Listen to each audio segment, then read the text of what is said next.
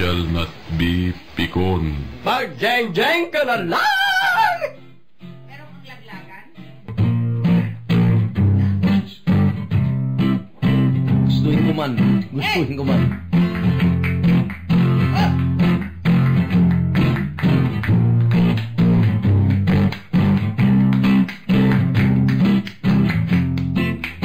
Mga kapusong Pilipino, bumabati kami sa inyo.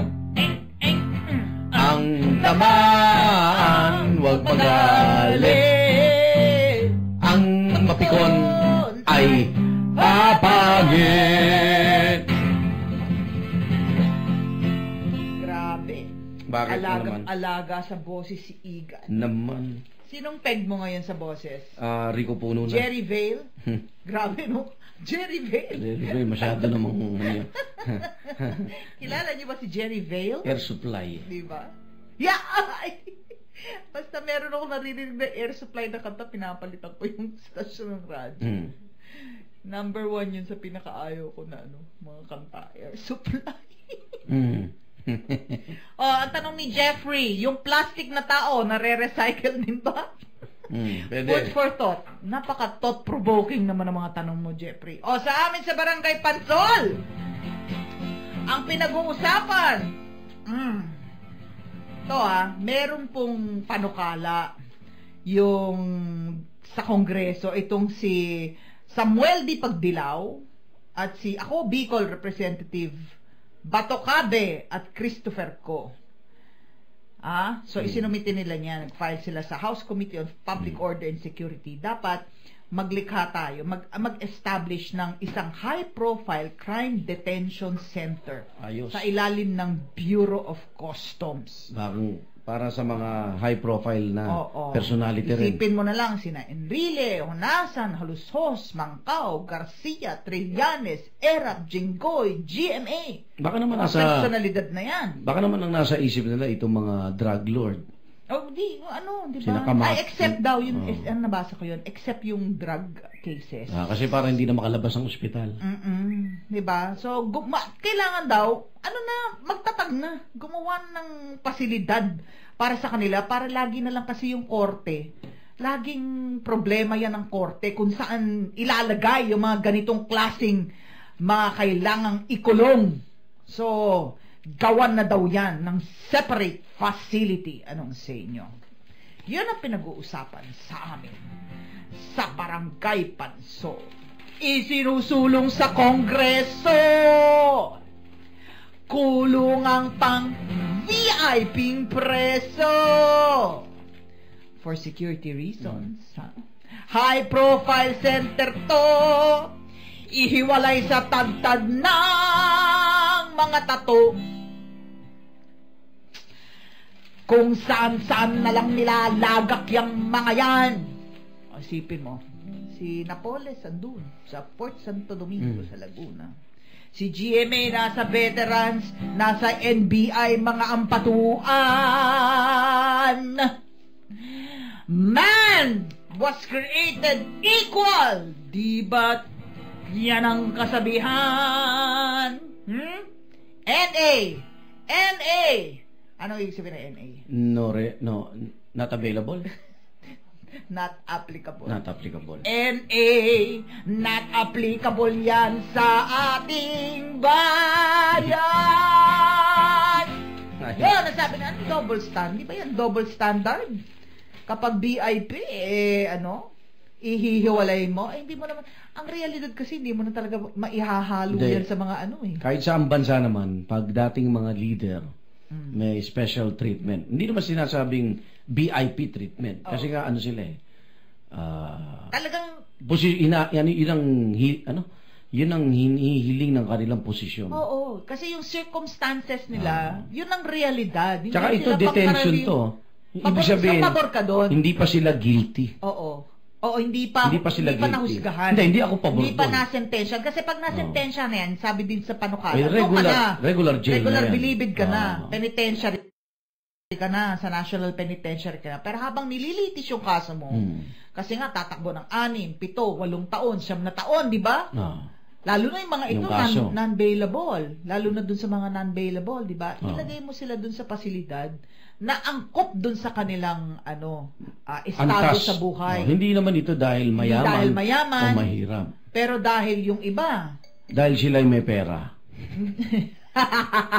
May impluensya. nagkapera lang sila dahil sa plunder. Dahil sa plunder. Ganyan talaga ang buhay, mga kapuso. Kaya tumakbo na ho kayo at magnakaw para special. Kasi ngayon, kung hindi kayo mahahalal at kayo ordinaryo magnanakaw, regular jail kayo. Oo. Ay, wala namang pinagkaiba eh. Ang lead nga ng ninakaw nyo, pero regular jail kayo. Di ba ang ninakaw nyo lang? Cellphone. Oo. Ninakaw nyo lang 3,000 sa isang mamimili. Hinablot mo yung kwintas, magkano lang. manipis na kwintas nung nakasakay sa jeep. Pero kulong kayo. Hindi naman natin mini-minimize. Kaya lang, compare unawain sa- natin sila na kaya ilalagay sa special facility dahil sayang naman ang pinambayad nila sa Amerikana at Barong pero nagnakaw din sila. Mm-mm. Alam mo, tsaka ang masaklap ngayon. Ayos Ang masaklap ngayon, itong mga nagnanakaw, nilalabas ng bansa. Alam mo yung, hindi pa natin natatalakay, wala ka yata dito. Napag-usapan kasi yung si exclusive ito ni Susan Enriquez last week. Na? Yung mga dollar accounts ni Janet Lim Napoles. Oh, nakabalita ko Yung mga yun. 15 billion. Inilalabas niyang dollars, yung mga transaksyon ng mga kumpanya na nagpapadala ng mga dollar deposit dun sa Hanmi Bank sa United States. Isipin mo, September to October, September to October ng 2006, $3.5 million in that transaction lang, ha? Grabe. Meron siyang, kunwari bibili siya ng kondo doon, mga 1 million yung padadala niya. Yung ibibili niya ng kondo, yung kanyang anak na nandun. Oh. Yun ang masaklap sa, noong kasi, yung mga nagnanakaw, yung mga korap, yung perang ninanakaw, andito pa rin sa Pilipinas. Tama. Wala ngayon. Ito, linalabas na. Ito mo si Napoles, oh. Yun ngayon ang sinisipat. Ang sumisipat, US Justice Department. Yung kanyang mga pera, yung kanyang milyong transaksyon, millions of dollars na pinadadala sa Amerika, linalabas. Ang malas lang nitong Sinapolis, may legal naman siyang komisyon eh. May illegal din. Di ba? Oo. Di ba? Negosyante ka eh. So, kumikita rin siya. Yung legal. Ang problema, ito, nakita mo yung, ito matagalan nating binalita rin dito sa programang ito eh, na nasa vlog ngayon ni Belinda Unanan. Yung pera na ginamit sa DAP ng mga senador, alam mo balita ron? Na binanggit na natin impormasyon dati rito. May isa kasing senador nakipagpulong dyan sa Ortigas eh. Di ba? Yung pera na ginamit pang bayad umano, parang DAP, doon sa mga impeachment senator na pumirma kontra kay Chief Justice Renato Corona. Inabono pala to ni Janet Lim Napoles. No. So, matagal na yan. So, may kaugnayan din yung Kasi ganito. DAP kay Napoles. Di ba sinasabi ko na sa iyo, Leng, matagal hiwalay na. usapin yun? Di ba sa matagal na sinasabi sa iyo, Leng, nagkakash advance to si Napoles, yung mga senador sa kanya at congressman. Pauunahan niya yung pera, di ba? Dahil sigurado naman siya na yung pidap sa iyo sa kanya. Siya muna yung maglalabas ng milyon, di ba? Para yung pidap mo, kaya tawag cash advance, cash kasi advance. aabonohan muna niya. Para yung pidap mo, kanya sigurado. Oo. Di ba? So, pagbalik sa kanya nung kunwari, nagbigay siya ng 2 million cash advance. Oo. Ibabalik sa kanya yung 2 million plus another 2 million. Parang gano'n. Hindi kasi pwedeng kunin to sa budget ng gobyerno. Mabubuking eh. Bawal. Kaya ito, si So, Janet teka Lim muna. Napoles, So, nung paano time nila- na yon, siya lang ang pwedeng maglabas ng ganong kalaking pera. Teka muna, ang lagi kasing pinaparot nitong mga mambabatas natin para paniwalain yung mga mamamayan na hindi sila guilty. Ang lagi kong naririnig, ano ba? Hindi naman namin napapanghawakan yung pera na yan. Tinutukoy lang namin kung saan mapupunta yung PDAF na yan, pero walang actual na transfer ng pera sa amin. Sa Hindi simula. namin nahahawakan yan. Sa simula. So, napaikutan. Kasi hindi naman sa kanila manggagaling ang pera eh. Ang manggagaling ang pera sa implementing agency. Tulad ng dito, Department of Agriculture. Palagi mo ang na, madalas, Department diba? of Agriculture. Pag nilabas na yung pera, may SARO number na yan eh. Oo. Special allotment. Galing ibig sabihin. sa budget DBM, di ba? Galing sa PDAP ng mga senador. Kasi may may 200 million sila eh. Sige. Exactly. Nagtataka nga ako dati, butal na butal yan eh. 5 million dito, 2 million dito, mga ganun nakaliliit lang eh.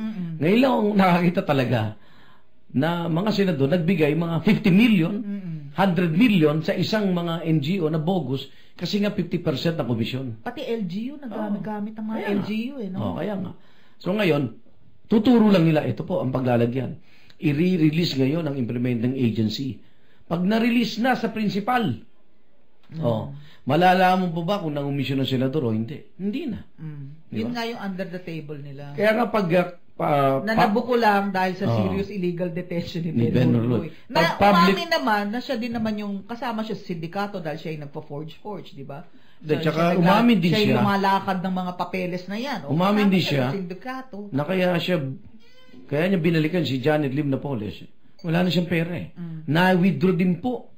Alam mo, hindi na pag-uusapan ni Janet Lim, yung 800,000 siya umamin sa korte. Record to. Teka muna, so si Janet Lim Napoles, finorge yung signature naman ni Ben Hurloy. Ay, hindi ko naman alam kung pinorge. Paano niya nailabas yung pera ni Ben Hur? Yun ang pinagtataka ni Ben Hur.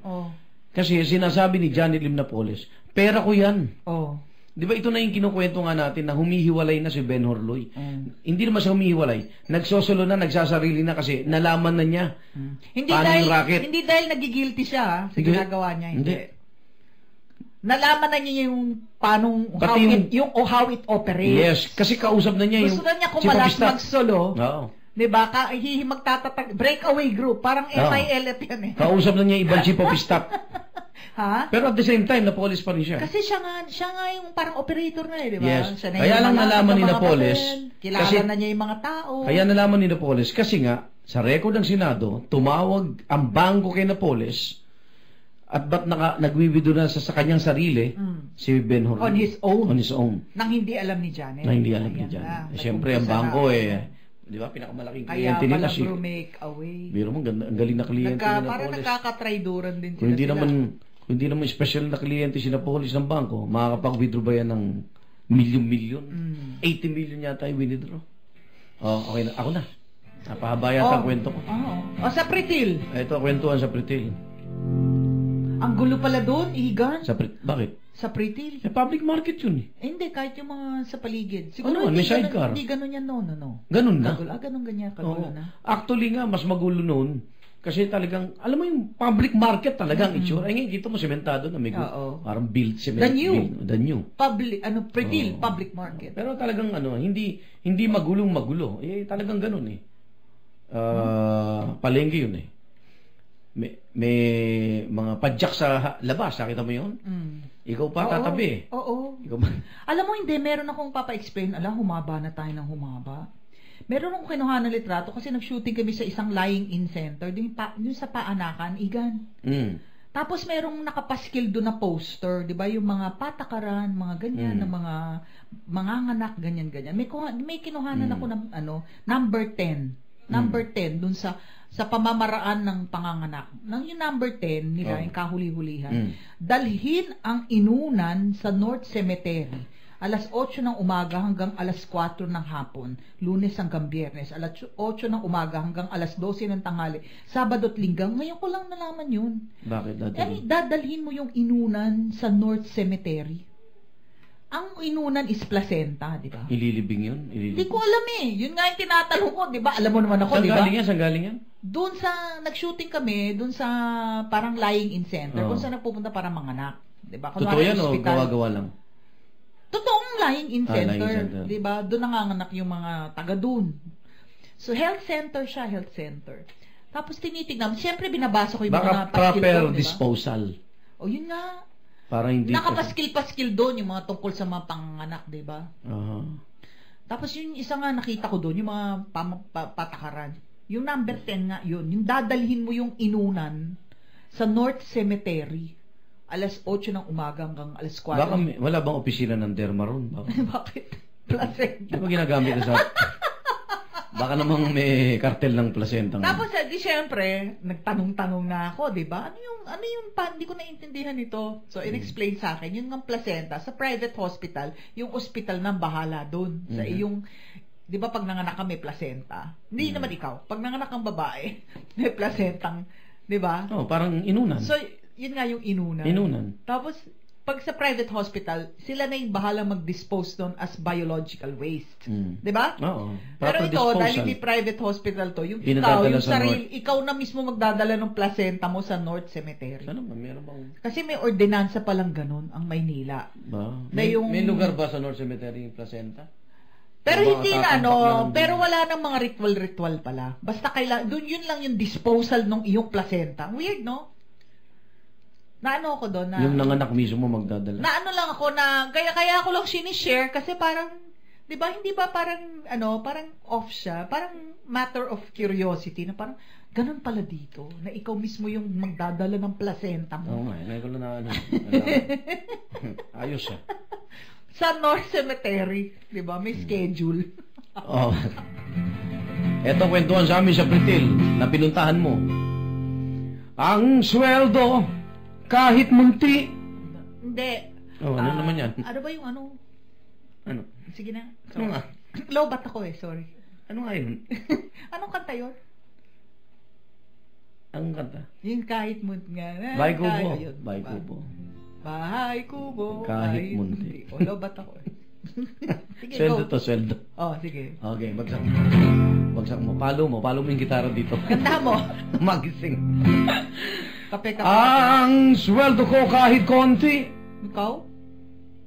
Pangangailangan naman ay sari-sari. Ito. Galing nga. Henyo ka talaga. Pero ano ang nangyari? Pag ako'y namili, wala na sukli. May utang ka pa. Lista mo pa. na lang. Ang sabi ng gobyerno, hanggang Setyembre lang ito. Kasi anihan na raw na. Buti kung umabot pa. Si lolo at lola ko. Tira nyo, tiis lang kayo. June, July, Tiis August, lang. 4 na Tiis buwan, lang. magtitiis. Sa mataas na presyo. Temporary lang yan, Mataas 4 na na buwan. presyo ng bigas. Ng bigas. Yung At bawang, ang bili. saklaw na doon yung bawang. Masa bagay, Oo, sige. Mm. Wag muna kayong magluluto ng mga gambas, Yeah. di ba? Oo. Yung sopa de ajillo, wag Oo. muna kayong Muna. magluluto ng may bawang. Hintay muna kayo hanggang Setyembre. Tiis-tiis muna tayo. Tabang-tabang lang yan. Mga kapuso Pilipino, bumabati kami sa inyo. Ang tamaan, wag magalit. Ang mapikon ay papangit. Ayoko nang sabihin ng word na pangit. Bakit? Masakit. Sino? Ha? Ang sakit magsalita nun. Pangit ka. Pangit ka. Eh, di wag silang mapikon. It's hurt. It's hurt. Mm. Di ba yung mga basurero ngayon, sanitation engineer na ang tawag? Mm. Ang pangit, tawagin na lang nating may severe appearance Mm. disability. Deficiency. Severe appearance deficiency. Balik tayo sa sa Barangay Pansol. Ha?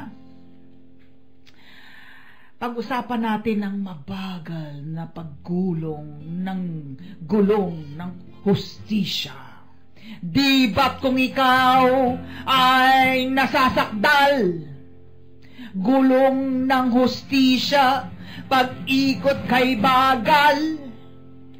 Karapatan mong mabilis ang gawing paglilitis. Anong ginagawa ng mga abogado?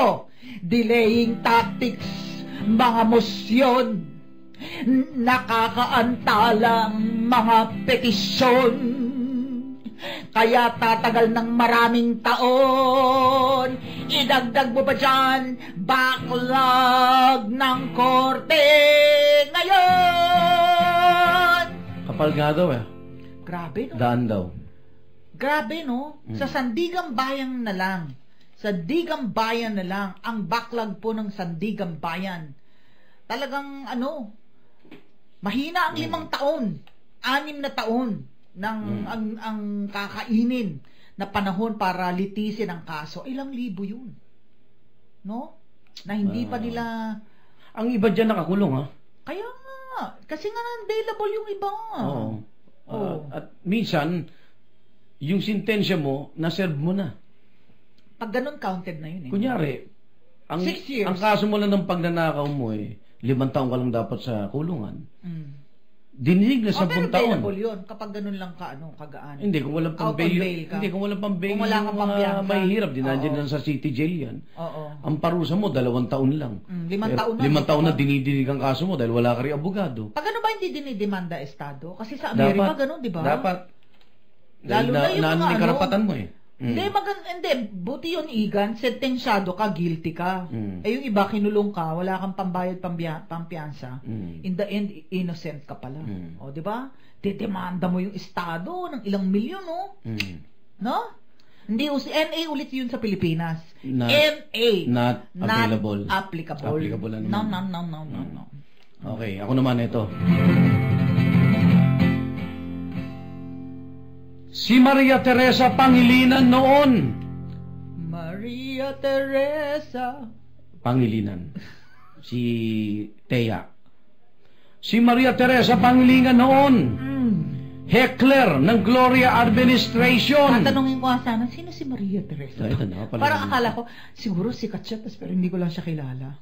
Ano yan? Graduation ng Cavite National School. Oh, tas heckler siya. Nagtatalumpati si Gloria Macapagal Arroyo. Oh, hinekel. Tungkol sa buting idinudulot ng Cavite Economic Processing Zone. Na ang mga kabataan pwede doon. Habang binabanggit niya yung hineklar siya. Ano sabi nung ni Maria sabi Teresa? Sabi ni Maria Teresa Pangilinan.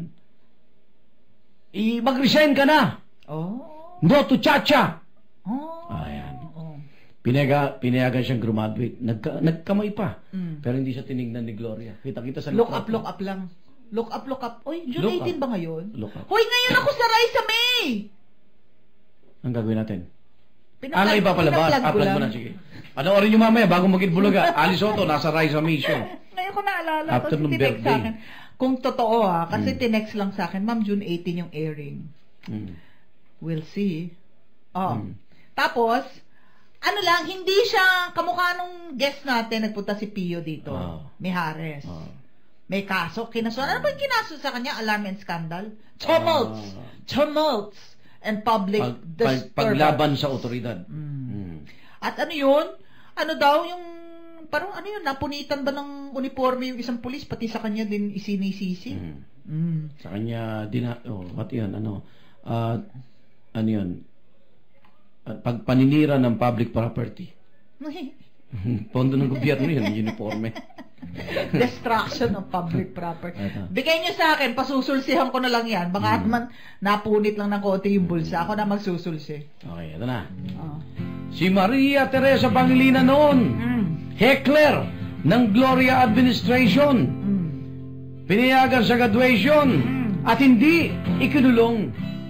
Pero ang nagbida nun si Secretary Raul Gonzales ng Justice. Pinaimbisigan niya sa NBI.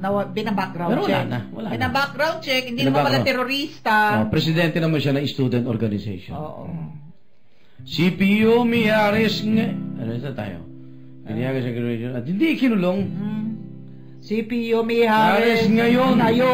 Heckler ng Noynoy Administration. Anyari. Kinaladkad. Palabas ng plaza. Kinaladkad. Binilot ang tarpaulin. No, di ba? Yung streamer, hawak niya. Binilot. Binusal. Binusal na? Binusal sa bibig niya. Nalasaan nga rin yung pintura. Anong punchline? Eto. At hinahabol ngayon! Kahapon hindi ko nabasa yung text ni Roger Lastra kahapon. Di ba kinuwento ko yung sa talumpati naman ni President Barack Obama. Si ano mo at may heckler siya. Ang heckler niya ay si Ju Hong. Ni Barack Obama. Ju Hong. Yung tungkol sa deportasyon. Yung kasi dinedeport yung mga illegal na nandun. So yung heckler na gano'n, stop illegal! Stop deportation of illegal migrants! Gano'n, di ba? Tapos kinausap talaga niya, talagang grace under pressure talaga bibilib ka talaga kay Barack Obama the way he handled the situation. Lumalapit na yung security ni Secret Service ni Obama para syempre, ka rin din yun, di ba? Ju Hong! Hindi, no. Leave him be. Ganun, ano na niya, pinigilan niya yung kanyang security na tanggalin dun sa venue yung... Let me explain. Let me explain. Oo, let me explain. Tapos inano niya, I respect your passion for yung issue nga ng yung nagwawatak-watak kasi yung pamilya. No? Pag dineport mo na yung meron si Roger binabanggit, I think it was San Jose, California naman, may heckler din siya. Diba? So, nai-interrupt yung speech niya. Ang sabi lang niya sa heckler, simply, sabi lang niya, let's talk about it later. So, tapusin lang niya yung speech niya. Tapusin yung speech niya, tapos, I'll talk to you later. Ile-lay down lang niya yung diba? policy Kasi diba? Ano rin I don't know. Kailangan hindi pa yata nabibrief ang Pangulo kung in the eventuality po, Ginoong President na may heckler, this is the best way to handle this situation. Actually, na-handle naman niya ng sitwasyon Kasi in-ignore lang niya. Nung sumigaw si... So, nung sumigaw si Pio ng walang pagbabago sa administration! Walang pagbabago! Ano yun? Umubulang? Tinipid mo naman ako. Ganap ko pa ng Yan, ibig sabihin ng mga galing. Well, ang benefit of the doubt doon, wala siyang kinalaman on how it was handled. Right? Yan ang sinasabi. Noy! Walang pagbabago! Walang pagbabago. Diba? Hindi. Ito na lang. Bibigyan ko na lang siya ng lusot. Excuse the President. Okay na po. Tubig, bigyan nyo. Secretary Jojo. Si Jojo Chowa, tagabot ng tubig ngayon. Secretary yun, ha? So, baka naman ang judgment call yun ng PSG. So, baka, labas naman siguro si Pangulong Aquino doon. Ako na nagbigay ng palusot, ha? Labas na si Pangulong Aquino. Ang sabi ng Aquino Malacanang, hindi sila nagkaso. Ang PNP ng Naga. But he could have also interceded. Isang kidnap lang yun Diba? On behalf of Pio. Isang kidnap lang. Huwag niyo kalawin yan! Yung ginawa ni Barack Obama, no, please, leave him be. Pwede. Diba? Well, he could have interceded, diba? And, I don't know, lalabas ba na bigger person siya doon na hindi mo yung 19-year-old na estudyante Paano yung masasabing no? No, sabi niya. Hindi naintindihan. Oo, hindi siya makapagsalita dahil talagang yung kanyang smoker's cough got in the way. Yan. Sabi ni Ali, tumigil na po kayong mag-yosi. Nga. Alam ni Ali yan. Oo. Okay. Mga kabusong Pilipino, Jeng. bumabati kami sa inyo. Jeng. Ang tamaan, huwag magalit. Ang mapikon may severe appearance deficiency. Ano yan? Pangit. Diyos ko naman, pinaganda mo pa. Ayoko nga sabihin pangit kasi nakakasakit naman tayo ng damdamin. Ang mapikon ay may severe appearance deficiency. Pangit!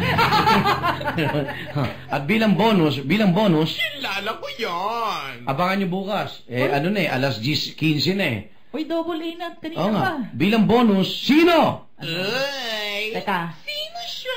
patikim muna, patikim. Sino? Patikim. Patikim ng? Yan nga. Eto nga. Sino bukas? Bukas. Abangan nyo bukas to, ha? Sino? Mm. I-teaser mo na to, Rex, sa Twitter para pag-usapan ng maghapon. Ha? I-ano mo na to, i-teaser mo na, sino bukas? Sinong dalawang government official? Talaga? Wala pa no? Sinong dalawang government official? Sana naman! Imbis na magtrabaho, nag-zipline sa Baguio. Sana naman! Teka muna, sila dalawa naman, si Unan couple na naman ba yan? Yun ba yun, Bukas. Sama ako bumiling unan, Iga. Bukas. Iga, sama mo ako bumiling unan. Bili tayong unan. Pikon. Mag-jeng-jeng ka na lang! Pa-zipline pa kayo, ha?